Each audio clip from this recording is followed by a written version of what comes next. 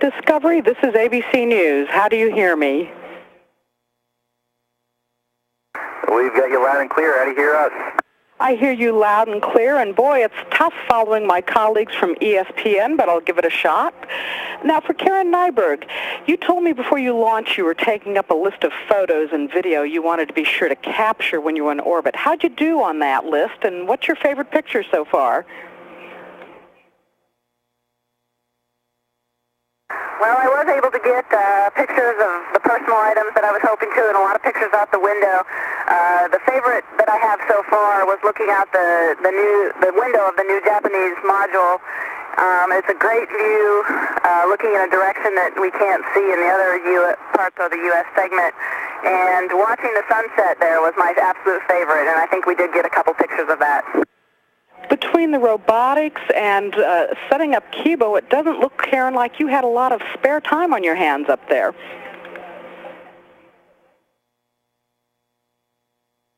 There wasn't a lot of spare time, but we have had some, and I think there was enough to take some time and gaze out the window for some time.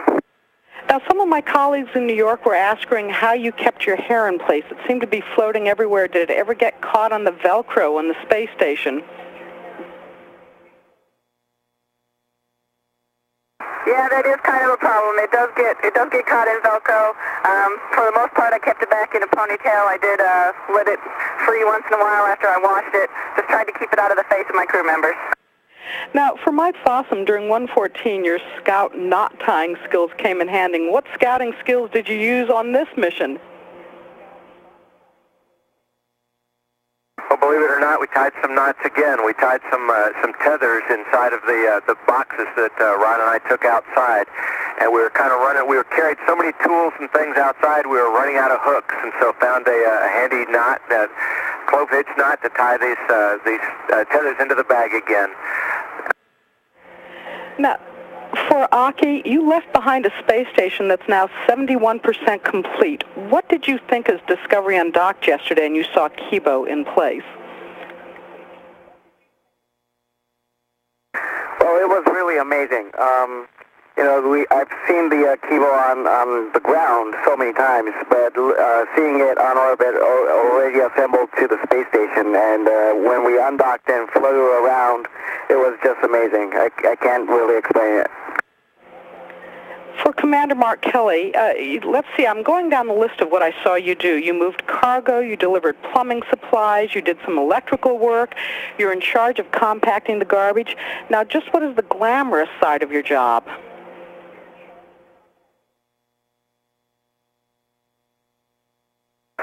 I don't know if we have a real glamorous side. I mean, obviously launch is pretty exciting, and, getting into space, going from 0 to 17,500 miles an hour is pretty neat. But packing the garbage is something we all have to do. Now, Ron Guerin, you've now been out on 3 spacewalks. How would you say that's changed you? Well, I think it's probably too soon to answer that question. I'm still, it was such an overwhelming experience that I think I'm still processing it. But, I think the big thing is just the memories that I'll hopefully keep with me, that, the views and the accomplishments that we were able to do while we were outside. And so, I think time will tell what changes that will take place because of it. And for Garrett Reisman, returning home from the space station, what advice did you give Greg Shamatoff before the hatch closed, besides where you stashed the Snickers bars?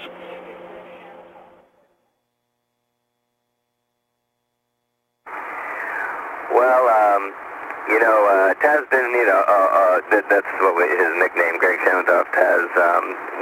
He was picking things up very quickly. I think he's going to do great up there. The advice I gave him was essentially about how to, maintain an even keel and relations with your crewmates and with the ground over a long period of time, and how to protect yourself, and how to schedule your own time and make sure that you remember you're up there to work, but you're also living in space, and you need to create some time for yourself to fully experience it. That was my main advice.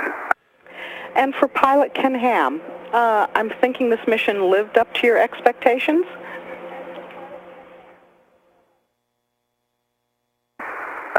absolutely. The whole experience turned out to be more emotional than I would have guessed. Just the feeling of getting into zero gravity, the launch like Mark just explained, seeing space station out the window, and realizing that it's all very, very real, and we're part of it. And it's a great time to be part of this country. It's a pretty incredible feeling. It looked to us down here on Earth that the most fun you all had was when you opened up Kibo, and you were all in there doing somersaults and gymnastics. That looked like the best party on the space station yet. Yeah, I don't think we were sure that was coming down live or not. But apparently it did. It's a big module, and when we first opened the hatch, we didn't have a lot of the racks in there, so there was a lot of space, and it was just great to take advantage of it for a little while before we had to get back to work. And Commander Kelly, since you have the mic, I'll make this my last question. What did the space station look like to you as you pulled away? Well, as we pulled away, Ken, our pilot, was flying Discovery away from the space station, so I was sitting in the commander's seat, which is up front and to the left, so I didn't see anything. I'll let them comment. One thing that struck me as we were pulling away is, we've been working on the space station for a long time now, and it started out as just a single module, just a tiny little module, and now it's enormous. And what struck me as we were pulling away was that it looks like the artist rendering that we've been looking at for decades now about what space station's supposed to look like. Now, with the addition of Kibo, it looks like a real space station, and that was really exciting. Discovery, thank you very much for your time. This is goodbye from ABC News. Thank you very much. It was nice talking to you.